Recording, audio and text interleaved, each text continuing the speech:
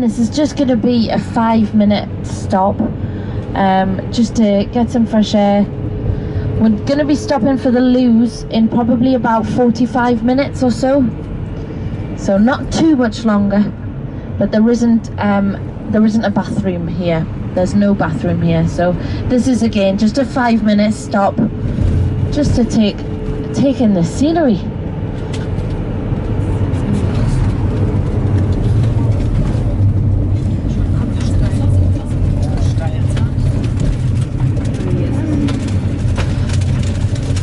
So just 5 minutes, guys, please.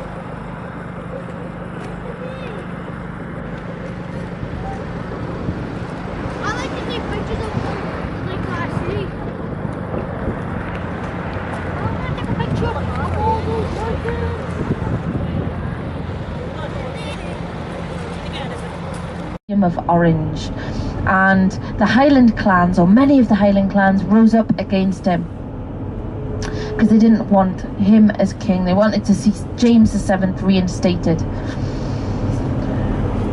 Now William of Orange, the new king, he said he would forgive these uprisings. He would forgive the Jacobites, as they were known, these rebels that were rebelling against the crown. He would forgive them if they signed a document which pledged their allegiance to the king, to the new king, to William of Orange.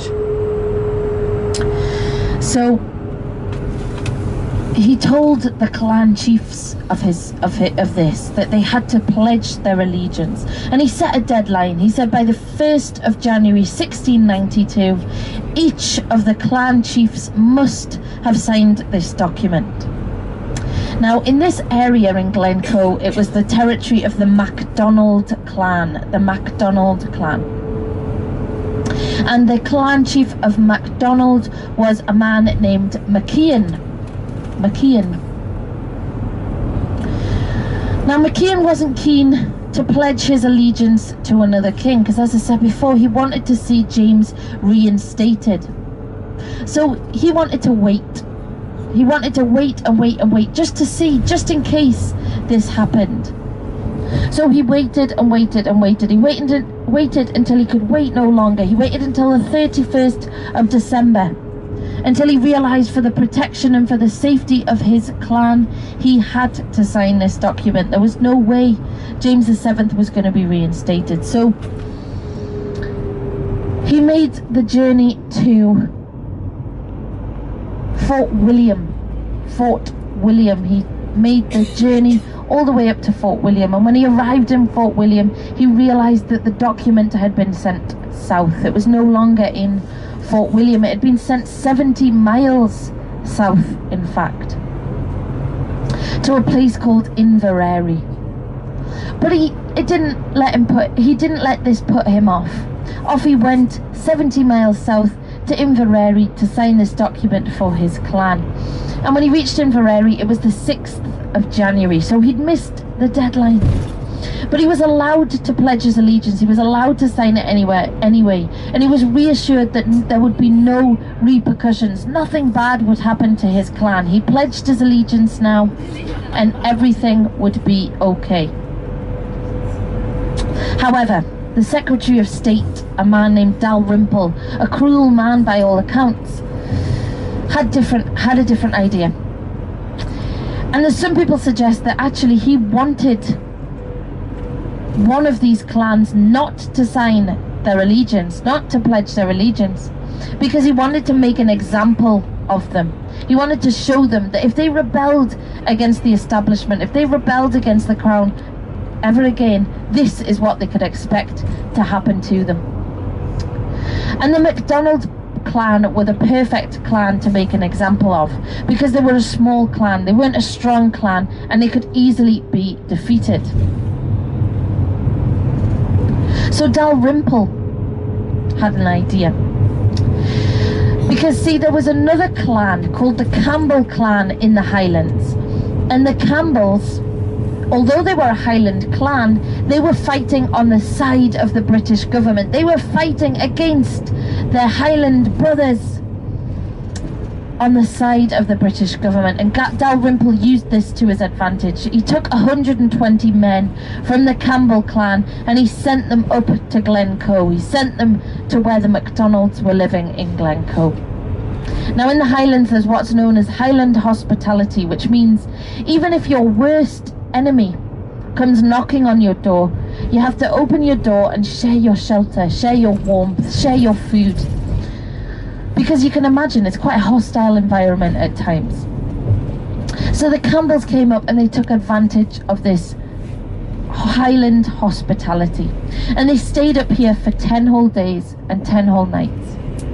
Until they heard word from Dalrymple. They heard word to leave no man, woman or child alive. Now at the break of dawn, the Campbell clan attacked.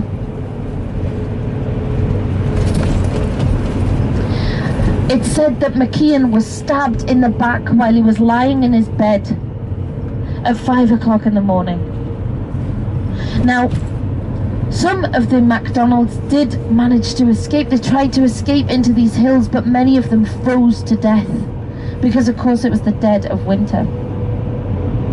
But there are some who managed to survive to tell of how the Campbells committed murder under trust and committed the massacre of Glencoe.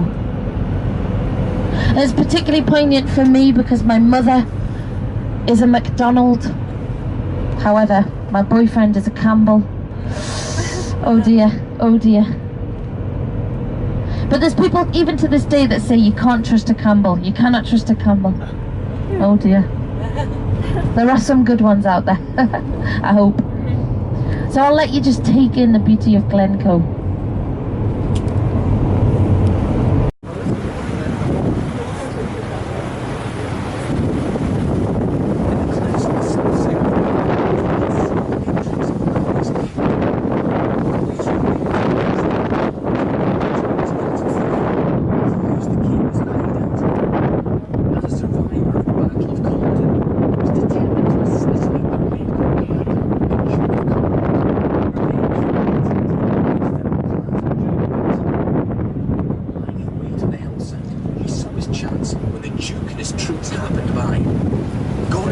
blunderbuss was full of shot and nails. He remained hidden while he waited for the Duke to come into range. Unfortunately for Gory, the shot was a bad one and missed. He immediately turned to flee back to his cave and was pursued by the redcoat soldiers who lost sight of him in the heather. He was flooded by his wife and other village folk.